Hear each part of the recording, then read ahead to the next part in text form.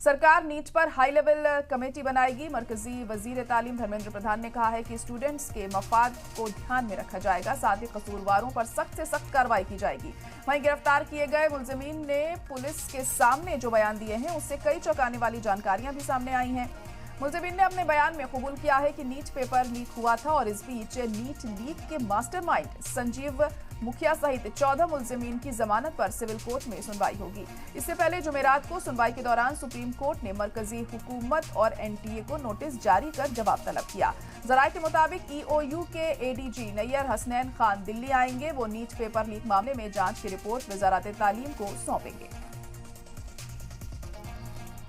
तो नीट मामले को लेकर कल एजुकेशन मिनिस्टर धर्मेंद्र प्रधान ने एक प्रेस कॉन्फ्रेंस भी की थी और उसमें उन्होंने भरोसा जताया था कि जो भी इसमें दोषी पाया जाएगा, जिसकी भी गलती होगी उस पर सख्त कार्रवाई की जाएगी। लेकिन उसके बावजूद भी देखिए ये जो मामला है ये थमने का नाम नहीं ले रहा है और अब एक कमेटी को भी तश्कील किया गया है ताकि हाई लेवल जांच इसकी की जा सके और ये पता लगाया जा सके कि आखिर कौन कौन इसके पीछे है।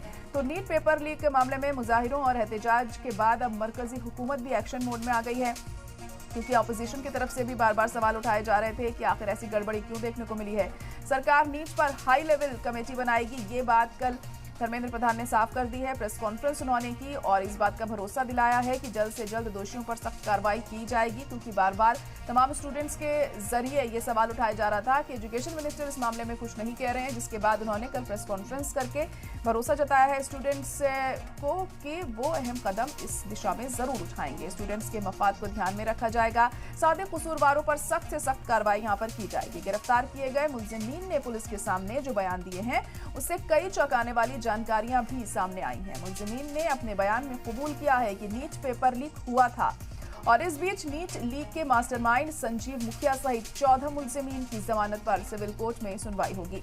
इससे पहले जुमेरात को सुनवाई के दौरान सुप्रीम कोर्ट ने मरकजी हुकूमत और एनटीए को नोटिस जारी कर जवाब तलब किया है।